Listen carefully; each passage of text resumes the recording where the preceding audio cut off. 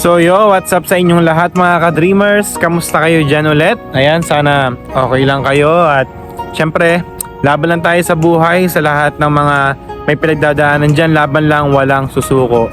Syempre, spread the good vibes lang tayo mga ka-dreamers.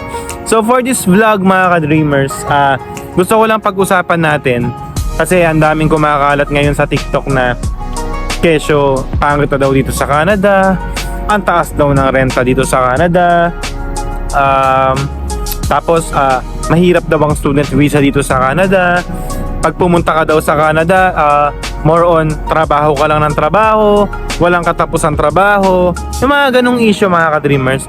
So I just want to clarify some things para lang malinawan yung iba, kung ano ba talaga yung sitwasyon dito sa Canada.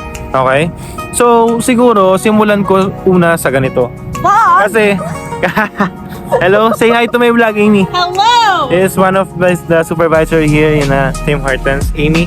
So yun guys, gusto ko lang sabihin na yung pagpunta dito sa Canada kasi hindi siya ganun kadali, di ba? Kasi more on mga Pilipino eh. Pag mga Pilipino, pag pumunta dito, syempre gagastos, di ba?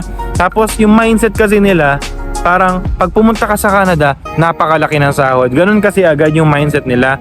Pero guys, gusto ko lang linawin. Ang minimum kasi dito sa Canada is nasa $15. So, pumapalo siya, kung maka 80 hours per week ka, pumapalo siya ng sahuran. Sa minimum wage po to ng 100,000 sa pera natin sa Pinas per month. Okay, 100,000 plus. Pagpalagay mo na, depende sa rate ng Canadian dollars. So, depende yun guys. Okay? Sa 100,000 na pumupunta dito na minimum wage, kahit kaltasan mo ng 20% tax yan mga ka-dreamers, pagpalagay mo ng 20,000 yung mawala, may 80,000 ka pa din. Okay? Pagpalagay mo ng ikaltas mo na yung 10,000, okay? Sabihin mo ng 15,000, magkano? Meron ka pa ring 65, mga ganon, o 70. Tama ba? So, kaltasin mo na rin yung sa bahay, may 50,000 ka pa din, which is hindi kasi yan kinikita mga ka-dreamers kung ordinaryong tao ka lang sa Pinas. Nakukuha niyo yung ibig kong sabihin. Kaya marami pa rin po nakikipagsapalaran dito. So ngayon, kung titignan mo, bakit ang dami pa rin na pumupunta dito? Kasi nga po, yung work, yung ano nila kasi, yung life nila dito, kumbaga, mahahain mo nga po yung mga gusto mo. Okay? Magkakapag-salmon ka. Kumbaga, ganun naman po eh. Kumbaga, hindi mo iindahin na masakit kasi nga po, dollar siya. Ganun.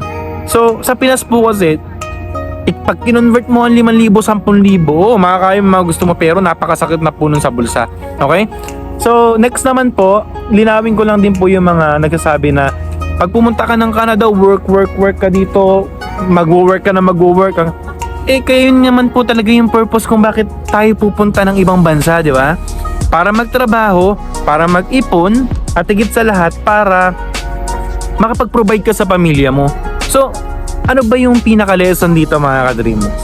Once na inisip mo na pumunta dito, ang ilagay mo sa isip mo is kailangan ready ka. Ready ka na mahihirapan ka. Kasi alam naman nating lahat na wala pong madaling trabaho. Kahit ako po nung nasa Dubai ako, talagang trabaho pa rin po. Mas swerte na lang ako na pumunta ako dito kasi talagang nag-increase po talaga yung value ko sa sahod. Ganun, parang nag-increase po talaga yung sahod ko mga ka-dreamers. So, bakit hindi ako magiging grateful, di ba?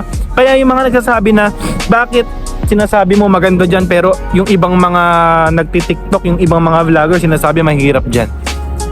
Kasi po, ako po kasi, kontento ako sa kung anong meron ako. Yun yung pinakauna kasi na wala sa tao mga ka-dreamers. Once lumaki yung sahod mo, nag-umangat yung sahod mo, automatic, nag-aangad ka ng mas mataas pa. Kaya ang nagiging situation tuloy, hindi ka makontento kung anong meron ka. Which is, isipin mo kung anong dating meron ka na walang-wala ka. Diba? Ganun dapat yung mindset na maging grateful ka na sumasahod ka ng 150 to 200,000 ngayon. Ayaw mo pa ba yun?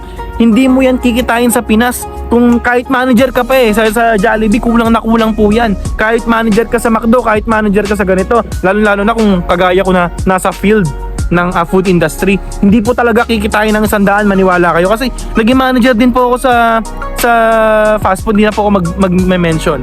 Okay? Naging manager din po ako dun. what more na po, supervisor lang po ako sa Tim Hortons, pero nasusustain ko yung pangangailangan ko.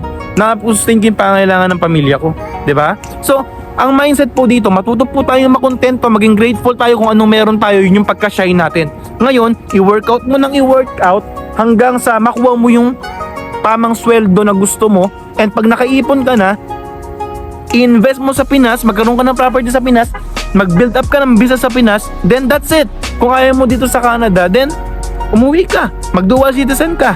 'Di ba? Ganun po dapat ang mindset natin, hindi yung andito ka na nga sa Canada, hindi ka pa maging masaya na ay, ang hirap-hirap ng trabaho ko, minimum wage lang ako. Eh, depende naman po yan sa pagbabudget nyo kung paano nyo yan titipirin. 'Di ba? Mga ka-dreamers, tayo kasing mga Pilipino, hindi ko po nilalahat, no? Parang, wag po ganun yung mindset natin, kaya hindi po tayo naunlad eh, dahil sa ganung mindset. Nandito ka sa Canada, wag mong siraan yung bansa na to. Bagkus, yung negative ng isang bansa na yon, tignan mo rin kung gaano yung inangat ng buhay mo nung wala ka pa dito.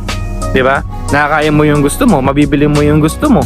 Yung iba naman kasi sinasabi, mabibili mo yung gusto mo, sige nga bumili ka nga ng sasakyan, sige nga bumili ka nga ng bahay. Hindi po yung ganun, mga ka-dreamer. Syempre maging practical ka. Ba't ka bibili ng sasakyan kung kaya mo pa naman mag-bus? 'Di ba? Magbabayad ka na magbabayad. Yung iba kumuha ng bahay dahil mas ganito. Ba't hindi ka muna mag-rent ng isang buong kwarto, may privacy ka pa rin naman? Yun po yung kulang sa atin eh. Mas inuuna natin yung luho kaysa sa pangailangan. Okay? Magkaiba po kasi talaga yun, mga ka-dreamers. Kaya hindi ko rin masisisi yung iba kung bakit lumubog sila eh. Kahit andito sila, ilang taon na sila dito, wala sila naipon. Kasi nagbabayad sila ng sasakyan. Kasi nagbabayad sila ng bahay. Siyempre nagpapadala din sila dito. Bumibili sila nito, bumibili sila niyan. Ganun lang po yung kasimple. 'Di ba? Kaya sa mga nagsasabi sa akin na puro naman magaganda yung sinasabi mo, yung negative naman. Bakit ko sasabihin yung negative kung hindi ko naman yun nararamdaman bilang isang empleyado, lalo na nasa food industry po ako dito sa Canada. Tim Hortons, hindi naman po ganun kalakihan talaga yung sahod ko, 'di ba? Pero bakit hindi ko yun nararamdaman, mga ka-dreamers? Kasi po, simple lang, mga ka-dreamers. Kontento po kasi ako kung anong meron ako at masaya ako kung gaano ako nag-grow ngayon. So sana ang maging mindset nyo po, mga ka-dreamers, is ganun din. Huwag nyong siraan yung bansa. Bagkus, kahit sa Pilipinas, huwag nyong siraan ang Pinas.